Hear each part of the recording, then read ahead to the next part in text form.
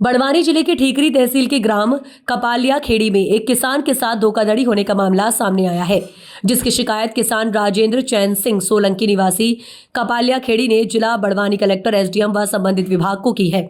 इसके बावजूद भी कोई कार्यवाही नहीं हो रही। पिछले 1 वर्षों से किसान लगातार परेशान है। इंदिरा सागर परियोजना में बनी नहर का निर्माण तो कर दिया गया, किंतु आपको बता दें कि जिस जगह का सर्वे होकर जिस जगह जमीन का अधिग्रहण किया गया वह नहर का निर्माण नहीं करते हुए अन्य जगह से नहर का निर्माण कर दिया गया। मामला जब सामने आया जब किसान कर्ज में डूबा और कर्ज चुकाने के लिए अपनी जमीन को बेचने का मन बनाया। जब किसान के द्वारा संबंधित विभाग से जमीन की पूर्ण खसरा नकल निकाली गई तो पता चला कि मेरी जमीन के 4 टुकड़े हो गए हैं। जहां नहर का निर्माण किया गया है वह जमीन मेरे नाम पर आज भी दर्ज है एवं सरकार के द्वारा अधिग्रहण की गई जमीन पर नहर का निर्माण नहीं किया गया। अब जमीन के टुकड़े होने से मेरी जमीन को खरीदने वाला खरीदार नहीं मिल रहा है।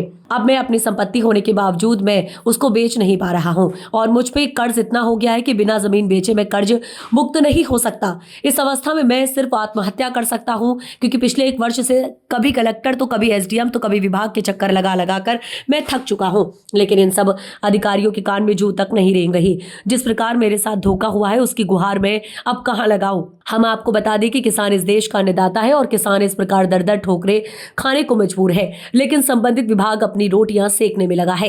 वहीं नहरों की बात की जाए तो आज तक किसानों को नहरों में पानी नहीं मिल पाया। आज भी नहरें सूखी पड़ी है। किसानों ने बताया कि बड़ी बात तो तब हो गई कि नहर का निर्माण तो कर दिया गया, लेकिन आज तक की गई नहर के निर्माण से किसानों को पानी की बूंद तक नहीं नसीब हुई। किसानों ने बताया कि वर्षों से नहरें सूखी पड़ी हुई हैं, जिसमें एक बूंद भी पानी नहीं आया। रखरखाव के अभाव में नहरें क्षतिग्रस्त हो गई एवं कटीली झाड़ियों से नहरें पट गई। वहीं संबंधित कार्यपालन यंत्री जितेंद्र सिंह से इस बात की जानकारी लेना चाहा तो उन्होंने भी कुछ कहने से मना कर दिया। क्या नाम है आपका भैया? राजेंद्र पिता चैन से सोलंकी। कहाँ रहते हैं आप? कपाले खेड़ी। क्या नहर को लेकर क्या समस्या है? सर मेरे खेत में से नहर निकाली गई हाँ, यूनिटी द्वारा, हाँ, जहाँ से उसका सरकारी जमीन उन्होंने तो हो गई, हाँ, तो उसमें दिक्कत आ रही कि मेरे को जमीन बेच रहा था, हाँ, तो जमीन बेचने पर वो सीमांकन अपने करवाया गया। हाँ, तो सीमांकन करवाने पर पटवारी जी ने बताया गया कि जहाँ से आपको नहर का सर्वे हुआ था वहाँ से नहर की खुदाई नहीं की गई हाँ, और आपकी उसी जमीन में से दूसरी जगह से नहर की खुदाई की गई है।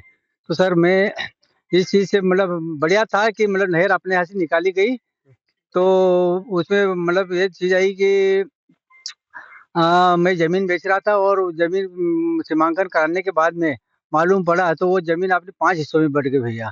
तो अब मैं क्या करूँ? मैं ज़मीन बेचने में इतनी दिक्कत आ रही है कि बहुत दिक्कत आ रही है और उसके बाद में मेरे पे कर्ज इतना हो गया कि मैं किसी को बता नहीं सकता और नहीं अगर इसका निराकरण किया गया तो मैं कहीं कर सकता हूँ या तो आत्महत्या कर लूँगा। इसका जवाबदार कौन रहेगा?